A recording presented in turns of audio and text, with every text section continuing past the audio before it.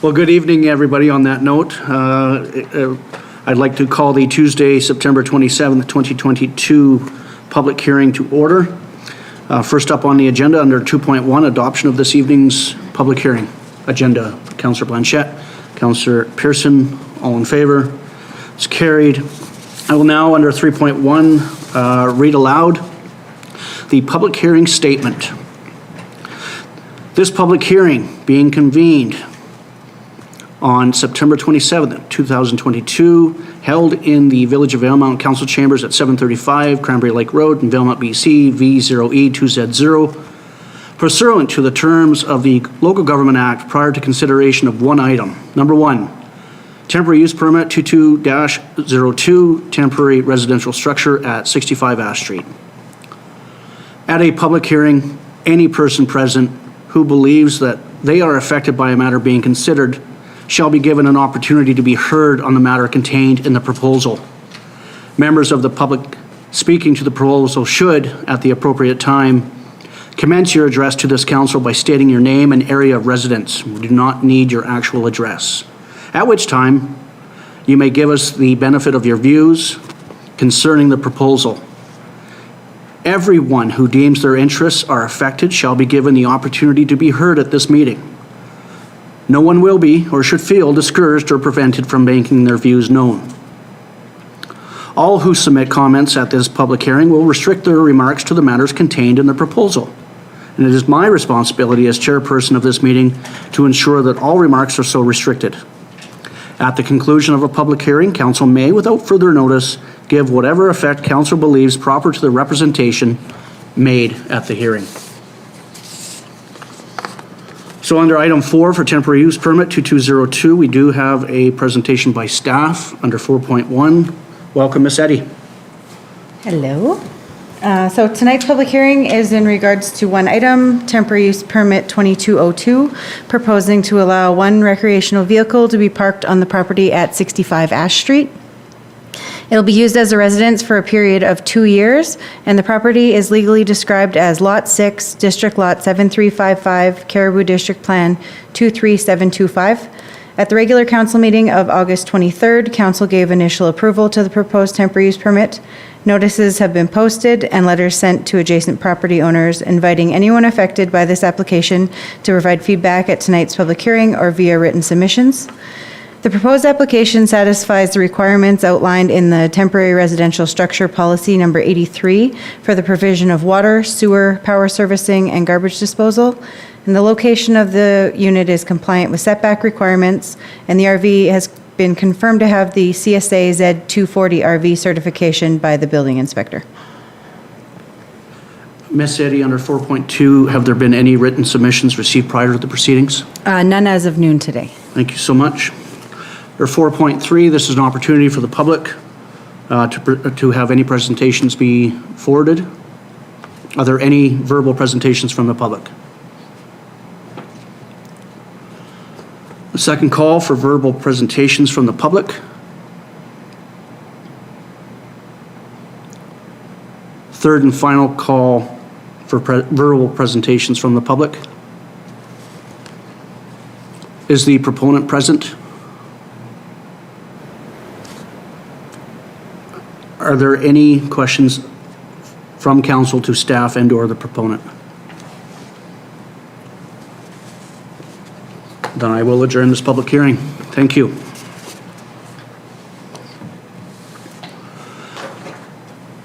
I'll now call the Tuesday, September 27th, 2022 regular meeting of council to order. First up on the agenda is 2.1, is the adoption of this evening's agenda. Councillor G, Councillor MacLean, are there any additions or deletions, amendments? Hearing none, all in favor? It's carried. 3.1, adoption of the minutes of the August 23rd, 2022 regular meeting of council to be adopted. Councillor Blanchette, Councillor Pearson, are there any errors or omissions arising? Hearing none, all in favor? It's carried. Under 3.2, adoption of the minutes of the previous public hearing being August 23rd, 2022. Councillor Blanchette, Councillor MacLean, any errors or omissions arising? Hearing none, all in favor? It's carried. 3.3, adoption of the minutes of the previous special meeting of council being August 31st, 2022. Councillor Pearson, Councillor G, are there any errors or omissions arising from that evening? Hearing none, all in favor? It's carried. Section 4, delegations, under 4.1, we do have a modified delegation from Operation Lifesaver to present the Roger Sear Award. Unfortunately, Charlene Deshaw will not be able to join us tonight, but does send a quick note. Mr. Depenau, if you wouldn't mind. On behalf of Charlene Deshaw from Operation Lifesaver, addressed to Valemount Council for this meeting, September 27th, 2022. In regards to the Roger Sear Award, named after Operation Lifesaver's founder, the Roger Sear Award recognizes individuals and communities that are doing outstanding work to reduce deaths and injuries at rail crossings and prevent trespassing incidents on railways. A single award has traditionally been given out during Rail Safety Week, September 19th to 25th, to an Operation Lifesaver partner or volunteer who has gone above and beyond in promoting rail safety. But this year, for the first time, Operation Lifesaver is also giving a second award to a community. Valemount, British Columbia, was chosen as the winner of the first Operation Lifesaver Community Award for its impressive efforts to prevent track tragedies. The decision to present the award was based on the support of Councillor Pearson on the BC Operation Lifesaver Committee, the installation of the Look, Listen, Live decals at key pedestrian rail crossings in 2021, and Operation Lifesaver's videos aired on local TV stations to educate the community about rail safety. Thank you to Mayor and Council for supporting Councillor Pearson's participation on the BC Committee. On behalf of Charlene Deshaw, Operation Lifesaver. Motion to receive the delegation, Councillor Blanchette, Councillor G. Discussion on the delegation, questions? Councillor Pearson, thank you so much for putting your name forward to Operation Lifesaver, and to our partners at Valemount Community Television, Mr. Michael Peters, thank you so much for ensuring that rail safety is the height of thought during Rail Safety Week and throughout the year. Thank you both, gentlemen. Further discussion? All in favor of receipt? It's carried. Under 4.2, we'll now have a delegation from the Columbia Basin Trust with an organizational update presentation by Johnny Strelayev, President and CEO. Welcome, Mr. Strelayev. The floor is yours. Good evening, Mayor Torgerson and Council. Could I just do a further sound check to ensure you can hear and see me okay? We can hear and see you just fine. Oh, terrific. Well, thank you for the opportunity to join you this evening. It's just a few short days ago that I had the privilege of spending about a week in your community, and unfortunately we weren't able to coordinate this presentation for that same time, but nonetheless I'm very pleased to join you here this evening. As Mayor Torgerson indicated, the intent today is to share a bit of an organizational update on Columbia Basin Trust. It's something of a past, present, and future conversation that I'd like to share with you. But before I get there, just a couple opening remarks. First of all, regrets on behalf of the Columbia Basin Trust Board Chair, Jocelyn Carver, who very much wished to join me here this evening, but unfortunately a conflict came up and she was not able to do so. But on behalf of both of us, once again, thank you to the Village of Valemount for your incredible hospitality last week for both our board meeting and our first ever hybrid annual general meeting, which based on the feedback I've received to this point was a real success. So once again, it was wonderful to be in Valemount for that. And then third, I was also made aware of some very positive news last week as well. I understand the Regional District of Fraser Fort George has voted and supported once again the nomination of Mayor Torgerson to the board of Columbia Basin Trust for a further term. And I know I can say with confidence on behalf of the entire organization, we were thrilled with this news. So Mayor Torgerson, thank you so much for your contributions, your leadership on the board of Columbia Basin Trust, and your friendship among your colleagues at the table and among senior staff. So with that, I am going to try and share a screen to work through a presentation. While we're waiting for that, Johnny, just a quick comment. I too am pleased to be joining the Board of Directors of Columbia Basin Trust for an additional term, as we all enjoy serving all the residents of the Columbia Basin. And we're frozen? No, I saw a smile. Forgive us. I thought, I just assumed our connectivity was to be an issue. I got it in twice today, Pete. Councillor Pearson. Oh gosh, is the screen showing up? I'm showing a frozen presentation. We're not seeing a screen yet. Johnny, we do have host status. I can confirm double hatting as IT support this evening, sir. Permissions are enabled, so it might be connectivity, to use a favorite term, but I'll come by and see if there's other options we might pursue. Just out of respect for council's time, the presentation material itself, the visual is really limited, and it's meant to support conversation. Mayor Torgerson, should I just proceed, and perhaps after we could share the presentation itself with council, then that can have it for the record? That'd be great, Johnny. Okay, sorry about that. We seem to be having some problems.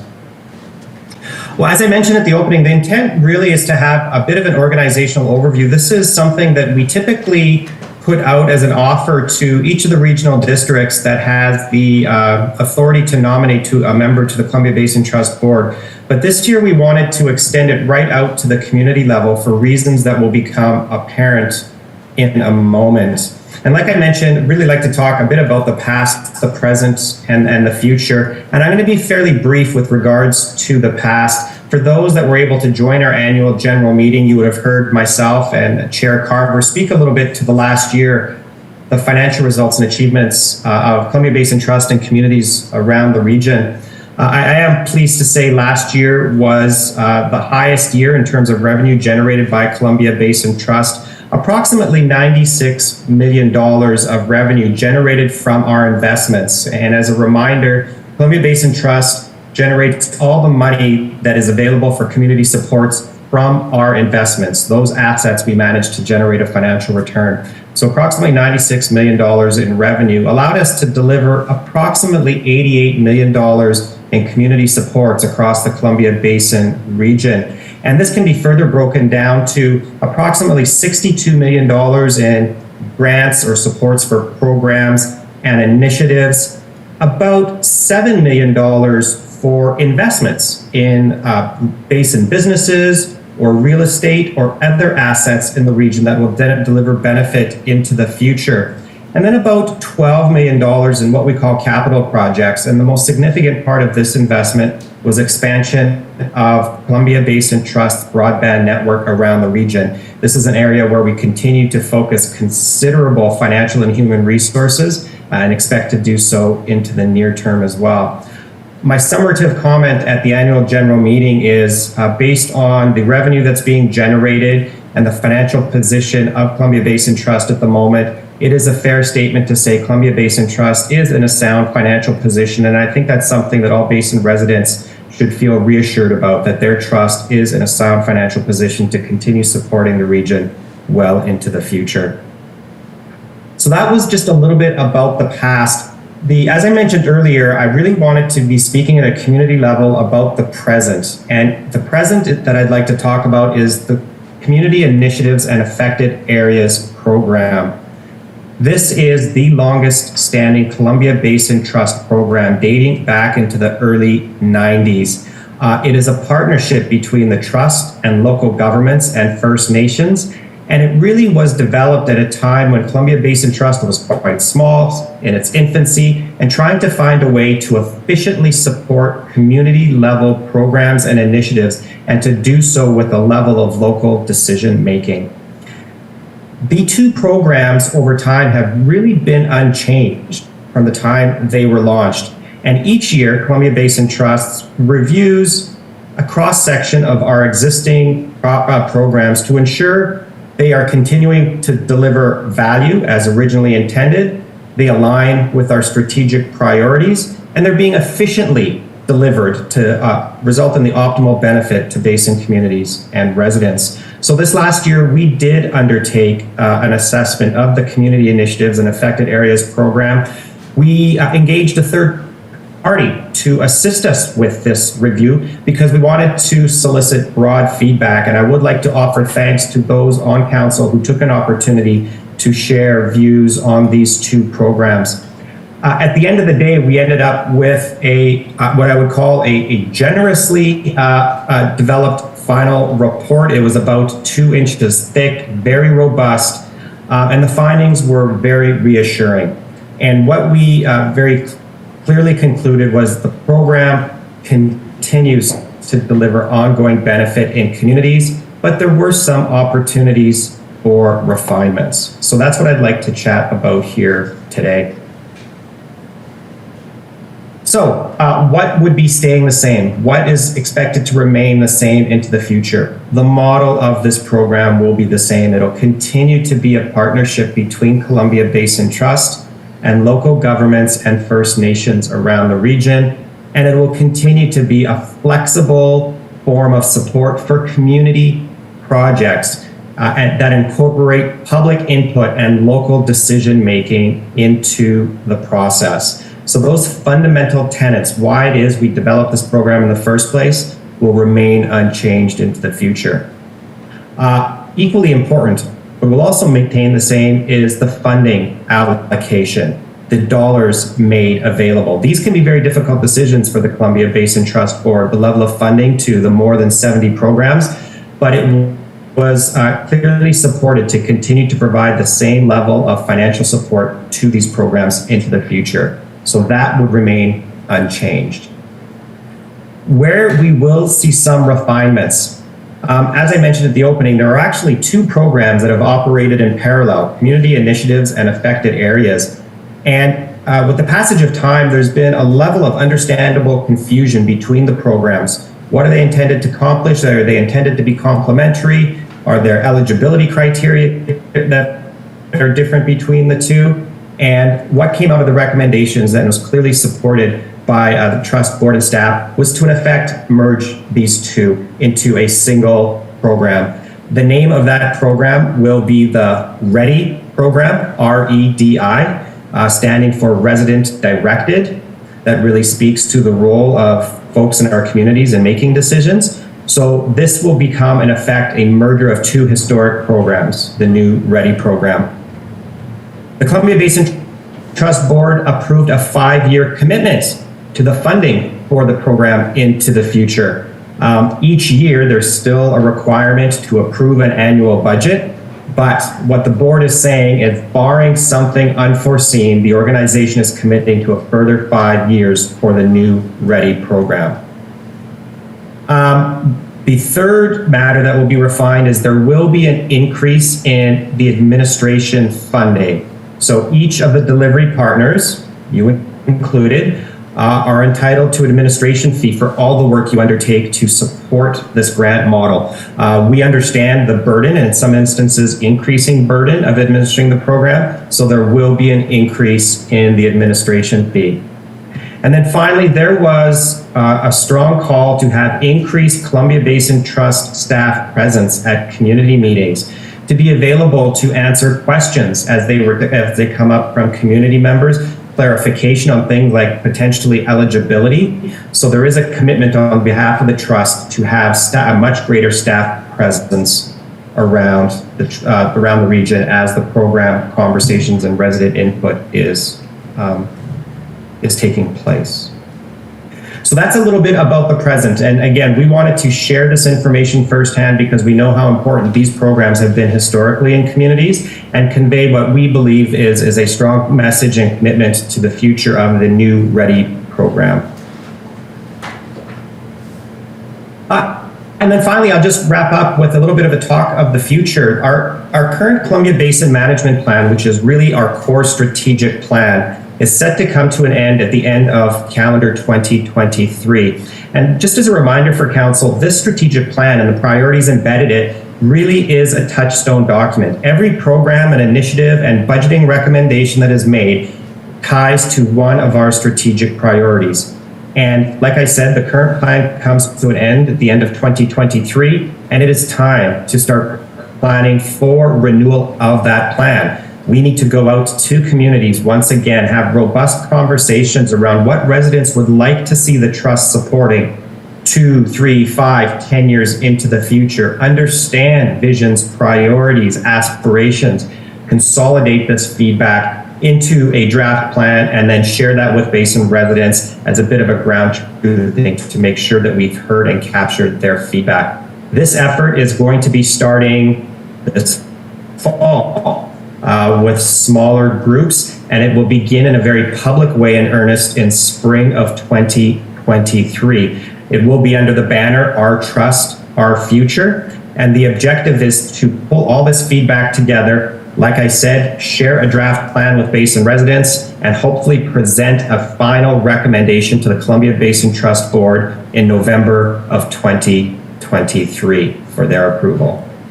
So you will be hearing more over the coming weeks and months around what this engagement will look like. It will include in-person, virtual, different forms of online and opportunities for written submissions. So there will be multiple forms available. And as this information becomes public, we will be reaching out to community leaders like yourselves to ask if you could help as ambassadors to encourage residents in your community to participate so we can hear their voices.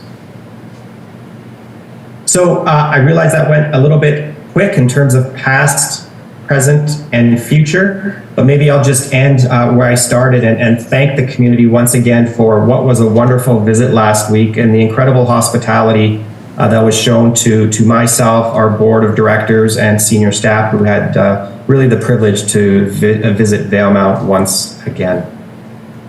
So with that, I close, Mayor Torgerson, and be happy to entertain any questions. Thank you very much, Johnny. Motion to receive the delegation. Councillor Pearson, Councillor MacLean. On behalf of Council, Johnny, I just want to begin by thanking yourself, senior staff, the Board of Directors of the Columbia Basin Trust.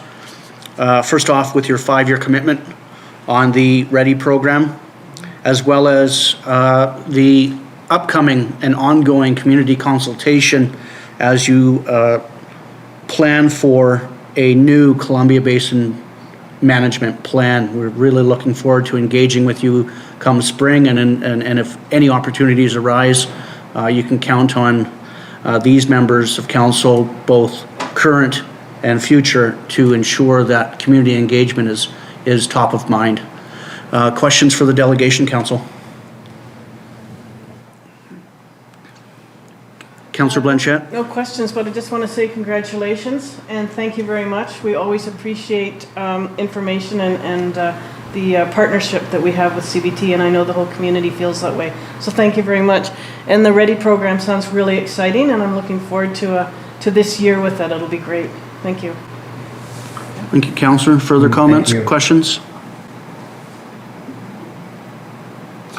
Well, again, Johnny, on behalf of Village of Valemount Council, staff, the community, thank you so much for your delegation this evening. Again, we do look forward to future engagement as we move forward with our partners with the Columbia Basin Trust. Thank you so much, sir. Thank you. Have a wonderful meeting. Good evening. Any further comments before we call the question? It is exciting. All in favor of receipt? It's carried. Is there anything out of the reading file folks would like to bring to surface? Councillor MacLean? I would like to bring the letter from Rashmi Narayan of the project lead from Valemount Cares, inviting everyone to come tomorrow to an open house at the Golden Years Lodge for seniors to engage directly with Isabel McKenzie, the British Columbia Seniors Advocate, who we were very lucky to have in town. And so this will be at the Golden Years Lodge from 10:30 to 1:30 p.m. and includes a simple lunch. Excellent. Thank you. Thank you for that. Anything further, Council? Councillor Pearson? Yeah, a couple of things. Item 5, BCEHS, with our full-time staffing of our ambulance station. So basically, thanks for recognizing our needs. Hoping that we can fill those 8 full-time positions in the community. And item 4, Trans Mountain newsletter. Again, I am thoroughly underwhelmed by their output after looking at other major industrial project newsletters. I'd like to see them do a little better, but at least we got something. That's all for me. I'm absolutely certain, Councillor, that the next round of engagement from staff to staff standpoint, hints can be dropped. Soundly. Councillor Blanchette? Yeah, I wanted to talk about the ambulance as well. We've been given these positions, so I think it's critical that we can fill these positions locally. Even if you were a paramedic at some point, and because of the $2 an hour, which is, what it is, that will change.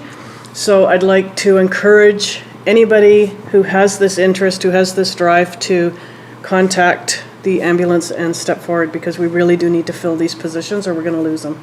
I don't want to lose them. We do not want to lose these. No. If I was younger, I would fill it. You're absolutely welcome to. I will if I get my fixed knee, then hey, next year, watch out. But, there are lots of people in the community that would do very well in this position. Absolutely. And I think it being a full-time job, then that can offer the stability that people need to have in their lives. We have to have stability, right? Yep. And so this is a really great opportunity. Thank you, Councillor. Was there anything else? No, that's everything. No follow-up. Item 6, under the reading file for the 20th Annual BC Natural Resources Forum. We will need, at some point, if not tonight, a participation sort of list of folks interested in joining in on the BC Natural Resources Forum in January, so staff can book the necessary accommodations.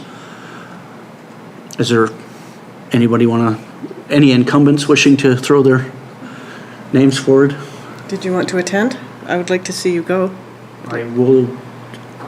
Why don't we resolve to send myself? We can book the rooms, and if I have the opportunity in January, I Okay. will most certainly attend. Okay. Or at least, Councillor Pearson, I'd be interested in attending too, pending I'd like to see you there. potential travel in January. So can we count on 2? Can I see a motion or entertain a motion for 2 participants to the BC Natural Resources Forum? Okay, moved by Councillor Blanchette, seconded by Councillor Pearson. Discussion? All in favor? It's carried. One final call for the reading file. Then moving on to administrative reports. 8.1, accounts payable to August 2022, that the report be received for information. Councillor MacLean, Councillor G. Discussion. Councillor Pearson. I'll be glad to go in back to 2 meetings a month to shorten up the file on this one. Indeed. All in favor of receipt? It's carried. 8.2, Village Tourism Signs. There is a recommendation here that ownership of the 5 tourism-related billboard signs be transferred from the Village of Valemount to Tourism Valemount. Councillor Blanchette, Councillor G. Discussion. All in favor? It's carried.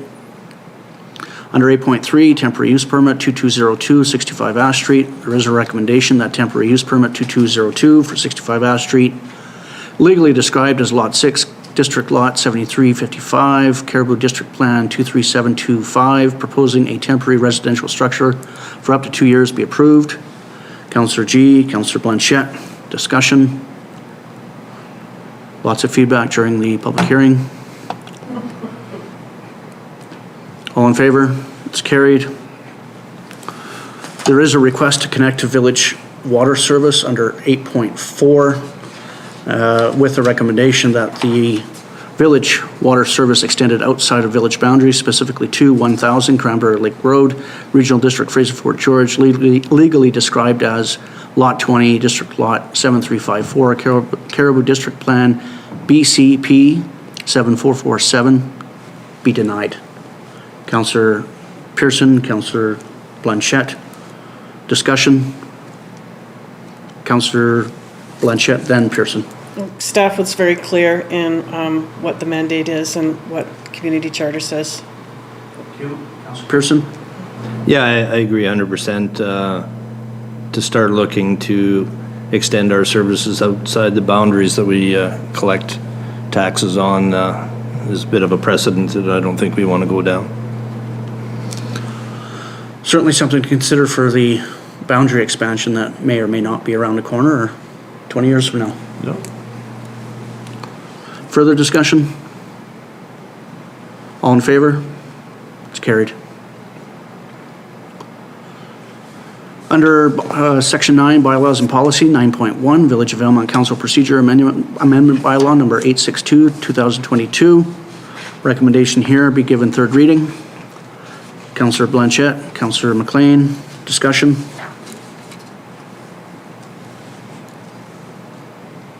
All in favor of third reading? It's carried. 9.2, Village of Valemount 5-Year Financial Plan Amendment Bylaw Number 863, 2022, that it be adopted as presented. Councillor G, Councillor Pearson, discussion on final adoption. All in favor? It's carried. 9.3, Village of Valemount Permissive Tax Exemption Bylaw Number 864, 2022, that it be adopted as presented. Councillor MacLean, Councillor Blanchette, discussion. All in favor? It's carried. 9.4, Village of Valemount Council Remuneration Bylaw Number 865, 2022, that it be given first, second, third reading. Councillor Pearson, Councillor G, thank you. Discussion. $1.97 per day Hey, $1. and $1. It's looking good. It was 11 cents when I first got in a day. You've come a long way. I have, yeah. No comment. All in favor? It's carried. 9.5, Village of Valemount Fees and Charges Amendment Bylaw Number 866, 2022. Be given, Village of Valemount Fees and Charges Number Bylaw 699, 2013, Amendment Bylaw Number 866, 2022, be given first, second, third reading. Councillor Pearson, Councillor Blanchette, discussion. All in favor? It's carried. 9.6, Village of Valemount Driveway Permit Application Procedures Policy 87, 2022. Couple of recommendations here. First, the Village of Valemount Driveway Permit Application Procedures Policy, say that 5 times fast. Valemount Driveway Permit Application Procedures Policy Number 87, 2021 be approved, should be 2022, be approved by council. Councillor Pearson, Councillor G, discussion. All in favor? It's carried. And the second recommendation, that the planner be appointed to fulfill the duties set out in Schedule B, Section 2.07 of the Subdivision and Development Servicing Bylaw Number 450, 1998. That isn't a typo. 1998 for the processing and approval of driveway permit applications. Councillor Blanchette, Councillor G, discussion. Question for staff, if I can. Are there anything in the works for bringing that subdivision and development servicing bylaw number 840, 1998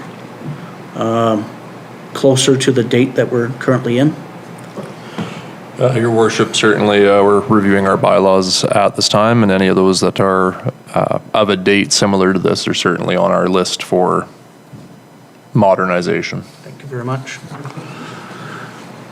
Further comments? All in favor? It's carried. Didn't see any new business out there.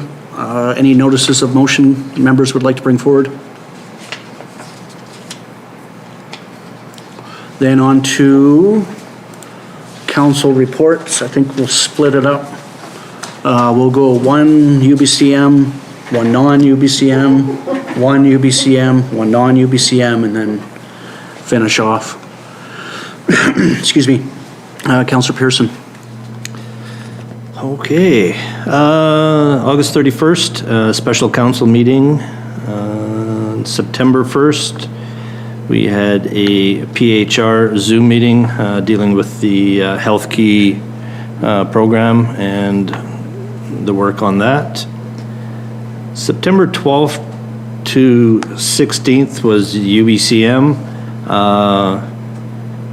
It was great seeing everybody in person. It was a little intimidating being in a banquet room with 12 to 1,300 people, unmasked, running around willy-nilly. It was kind of crazy. Some really good presentations and really good speeches. The Re-envisioning Healthcare in BC was a great talk with a really great panel, including our own Dr. Markham on the panel. And other highlights. I also sat in, I kind of tag teamed with our neighbors to the south in Clearwater with the Ministry of Transportation and Infrastructure staff regarding Highway 5 safety. So I sort of wore my councillor in Valemount hat and my Trans-Canada Yellowhead Highway Association hat to advocate for some more passing lanes, especially on the southern end towards Clearwater. So other than that, it was a great event for not going outside a 2-block radius. I was averaging 5.5 miles a day in steps. So, and 32 flights of stairs I haven't quite caught on to yet, but great speech by the Premier in his address. Nobody from Valemount won the cruise draw, unfortunately. 6 draws later. Yes. September 19th, participated in a memorial service for Queen Elizabeth II at the Legion. September 20th, another meeting of the NERD Group, Northern Interior Rural Division of Family Practice, dealing with staffing and such with our clinic. Definitely some good news as far as the addition of another doctor. Should be on board, and some opportunities for virtual care as virtual dietitian and hopefully a social worker going to be in the community. September 21st, Valemount Historic Society meeting. That evening attended a Burn It Smart workshop. Even though I don't burn wood, was very informative, and having grown up with wood heat most of my life, I feel lucky to have survived after watching that workshop. September 22nd, I did a Zoom interview with Operation Lifesaver for a blog article that will be published. That evening, the Columbia Basin Trust AGM. And earlier today, sat in at the senior fair, representing the Legion for the Loan Cabinet program. And this afternoon, meeting with Seniors Advocate Isabel McKenzie and MLA Bond with Mayor, Council, and CAO. That's a wrap. Thank you very much. Councillor G? I've been very busy, but the only council-related thing I have to report is attending the special council meeting on September 8th. That's it. Thank you. I'm just gonna say ditto. But, yeah, so we've had all of the same meetings, obviously. At UBCM, I just wanted to reiterate, we did have a really great minister meeting with Minister Dix. I found him to be very charming, very nice, very open, and listening to actually us, because he didn't do a lot of the talking. Even though we had been pre-warned he liked to talk, he actually listened, which was very refreshing. And a couple of the small talks forums that I went to, one of the big problems, and I hope we're not having it here, is the firefighters are having to do the ambulance jobs. So I don't know if we're having that here, but that's pretty scary, and they're not liking that. The firemen aren't wanting to have that happen. The biggest message that came across in all of the health things that I went to was we need to really focus and keep focusing on team-based care. So we need to work on that. And our clinic has been very, very good about keeping that in the forefront and working towards that goal. So that was really, it was really nice to see Dr. Markham there and going, oh, you're on our side, you're on our side, you know, and he's always working with us and advocating for the best health that we can be in our community. So that was really refreshing and nice. Again, on the 19th, it was the Legion held a really great service for the Queen, and that was enjoyable, even though it was for what it was. The 20th was our nerd meeting, the Burn It Smart, the Innovation Lab, the council meeting, the CBT AGM, the Senior Fall Fair, everything else is exactly the same. It was really lovely to see the Senior Advocate today at the Senior Fall Fair. It was packed. It was fantastic. There wasn't a chair to be had. A lot of good questions came out, a lot of good conversation. MLA Bond, of course, is always here supporting us in every way she can. And so that was really great. So it's, you know, you're sort of pumped up for the next bit, you know, when you see all the people around that are the specialists and they have all of the support that they're giving us. So that was really great. It's all jazzed up. And that's everything. Great. And, oh, sorry, yes, and the Burn It Smart program was very scary. Yeah, I'm surprised that we're still here, you know, but very, very good. And I didn't know that even if you burn pellets, you should still have a CO2. Is it a CO2 or a CO? Carbon monoxide. Yeah, that you need to have that. I didn't know that. I thought just with wood. So interesting. It was really good. That's a good idea. Yeah, yeah. Anytime you're taking oxygen away from the room and replacing it with other gases. But you only think of that with if you're going to have wood. Like it's just something in our, you know, that we grew up with, though. So, yeah. Thank you. Councillor MacLean. I had two council-related activities this period. On September 22nd, I attended the Columbia Basin Trust Annual General Meeting, which I was thrilled that was held here in Valemount live. And this afternoon, with other members of council, we met with MLA Shirley Bond and Isabel McKenzie, the BC Seniors Advocate. Thank you. I gotta go back into August. So August 25th had an agenda planning meeting for the Southeast BC Regional Connectivity Committee. Had a meeting on the 30th with Peak Shuttles. Some interesting revelations coming from that and potential partnership with the BC North bus route using smaller shuttles versus big old buses. A special meeting at council on the 31st. CBRIC meeting on September the 1st. The 6th had a Connect BC update with Columbia Basin Trust. Later that day, off to McBride with Mr. Depenau and Mr. Gislimberti for the Robson Valley Region Initiative Steering Committee. September 7th had a scheduling meeting for UBCM with our CIO. Later that day, had a meeting with the Ledcor Seacham Community Liaison, which I never knew existed for the past 2.5 years, but that role has been filled, and this is our first opportunity meeting with them. Another special meeting at council on the 8th, and on the 9th, a Columbia Basin Trust Investments Committee. I think I'm getting all those special meetings dates right, I hope. The 13th to the 16th, Union of BC Municipalities Annual General Meeting and Convention. A lot of activity there, just a few highlights for me. The amount of collaboration that Valemount was able to get with other communities, other forms of government, regional districts, Clearwater, Barrier, even cross-regional, so with the Southeast BC Regional Connectivity Committee, the TNRD looking at the community forest tabular rate structure for stumpage.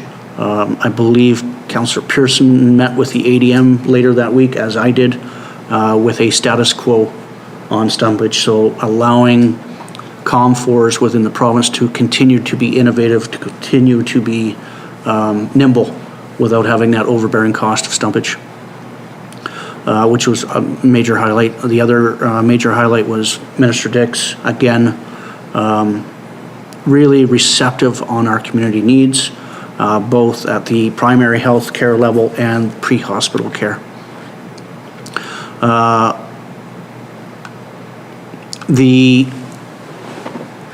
want to really send a shout out to our MLA. Councillor Pearson, you mentioned the amount of steps that you were able to put on over a 2.5 block radius. Our MLA came to 80% of our minister meetings, participated in most Liberal caucus meetings. We met with the leader of the Green Party. Our MLA walked across the aisle to meet with us, to meet with Sonia Furstenau on our geothermal energy system project. Was able to get a lot of support from both those members of the Legislative Assembly.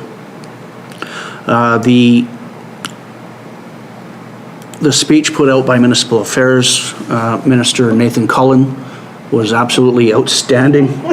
I laughed, cried, magnificent speaker, and as junked up as he was on painkillers, he absolutely nailed it.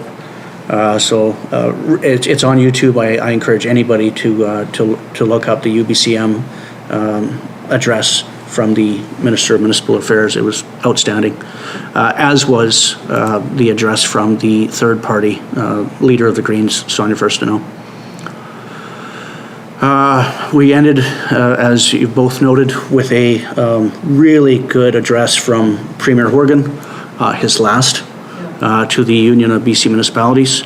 And I want to really send forward my gratitude for his years of service to the province of British Columbia, as well as congratulate the new incoming President Jen Ford, Councillor, Resort Municipality of Whistler, as she takes on the helm of the UBCM. The 19th was able to join Councillor Pearson and Blanchette for a memorial service at Royal Canadian Legion Branch 266, following the funeral service of Queen Elizabeth II. With our unique situation coming out of the nomination period and into a non-election for local government, I've had several interviews with CBC, CKPG, others around the councillor appointment legislative process. On the 20th, Columbia Basin Trust Housing, I've sent this all to Ms. Shepherd, feverishly writing. Columbia Basin Trust Housing Initiative Committee on the 20th, followed by a Kembasket Reservoir Debris Management Joint Committee meeting with Golden. On the 21st, kind of ramping up the week of the Columbia Basin Trust AGM and board meeting, first meeting with Angie Elsmore, who was our new community relations representative, replacing Linda Lafleur. Outstanding, well-prepared, articulate. I believe she met with a number of not-for-profits and other organizations throughout. I had the utmost pleasure of providing a tour on the 22nd with the Columbia Basin Trust board members and staff of the industrial park, the older bits of our community, not older, but things that they need to come back and see, like the Legion, like the museum, like those amenities, as well as took them up to the staging area of the bike park where we talked about just how transformative that project has been for the community, but also really diving into some of the more serious,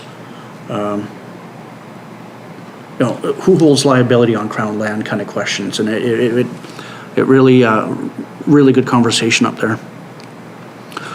Later that day, it was almost late for a Regional District Fraser Fort George board meeting. I'm thankful that I could attend it virtually, because right after that was the Columbia Basin Trust annual general meeting.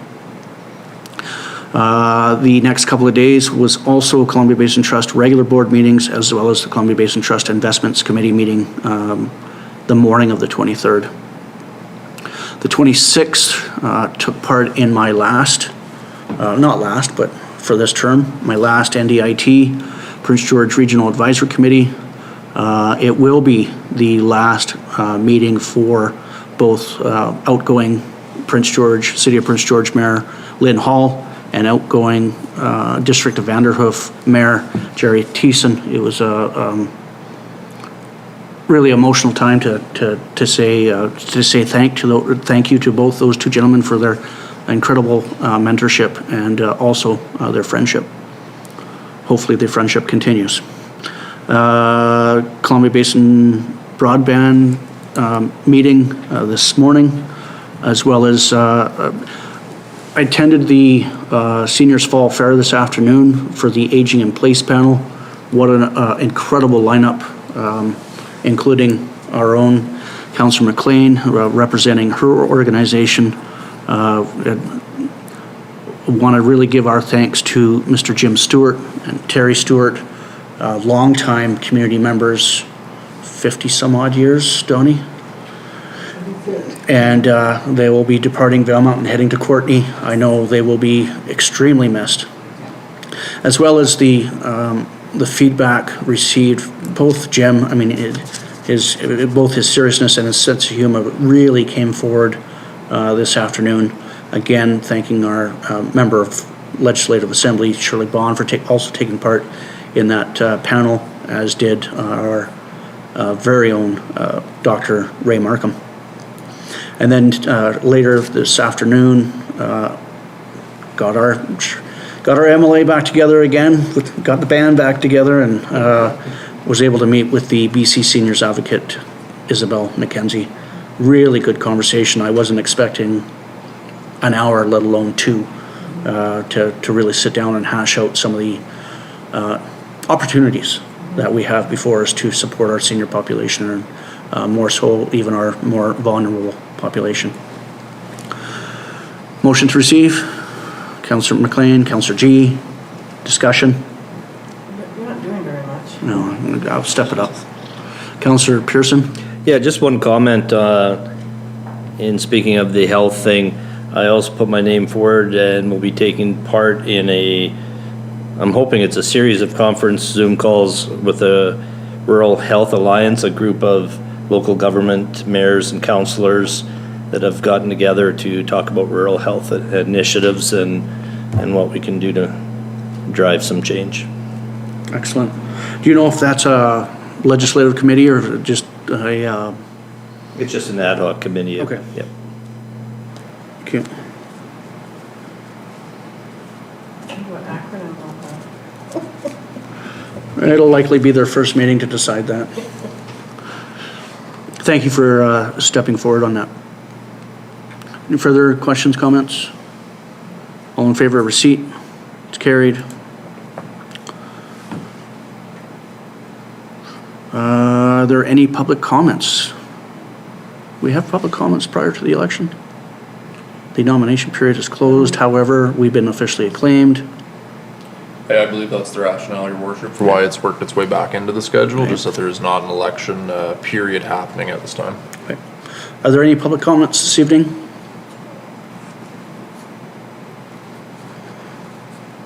No public comments? Deal. Not proceeding in camera this evening, so I'll take a motion to adjourn. Councillor Pearson, thank you.